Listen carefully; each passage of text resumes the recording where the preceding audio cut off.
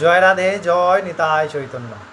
আশা করি আপনারা সবাই খুব ভালো আছেন এবং আনন্দিত আছেন। আমরা আগের দিন শ্রীমদ্ ভগবদ্গীতার শ্রদ্ধাত্ময় বিভাগ যোগ কথা প্রসঙ্গে অগ্রসর হচ্ছিলাম। আমরা আগের দিন 17তম শ্লোক আলোচনা করলাম।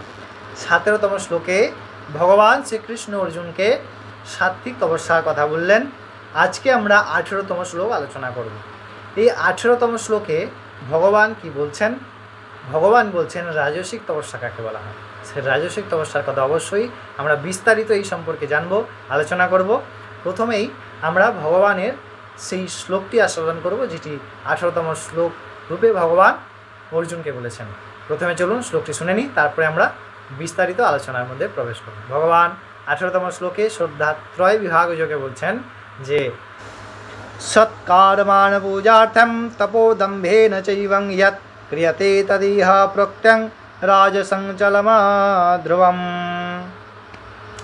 ভগবান বলছেন যে তপস্যা সৎকার, মান এবং ফল পাবার জন্য করা হয়, এবং সেই ফল কেমন প্রদান না, সেই ফল হচ্ছে ইহলোকে বিনাশশীল ভোগ্যদ্রব্য প্রদান, ইহলোকের বিনাশশীল অনিশ্চিত ক্রিয়া প্রদান করে, সেই তপস্যাকে রাজসিক তপস্যা বলা হয়। খুব সুন্দরভাবে ভগবান বললেন যে রাজসিক তপস্যা কি না, যে তপস্যা করা হচ্ছে মান প্রাপ্তির জন্যে, ফল প্রাপ্তির জন্যে, এবং তাহা কামনাযুক্ত সৎকার পাওয়ার জন্যে। এবং সেই যজ্ঞের সেই তপস্যার ফল কি না, সেই তপস্যার ফল হচ্ছে ইহলোকের অনিশ্চিত ভোগ্যবস্তু, বিনাশশীল দ্রব্য প্রাপ্তির জন্যে, যা কোনো দিন আমাদের সঙ্গে থাকবে না, কেবলমাত্র কিছু সময় যতক্ষণ এই পঞ্চভৌতিক দেহ আছে।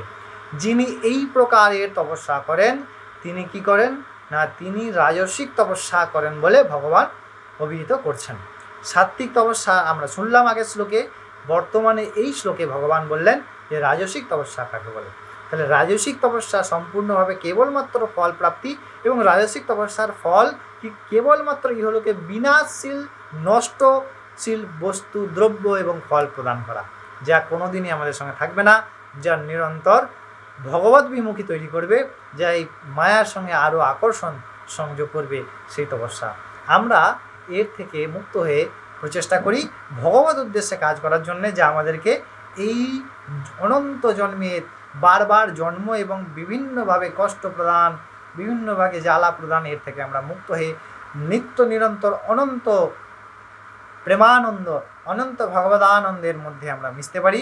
তার জন্যে ভগবত চরণের শরণাগ্রহণ করি।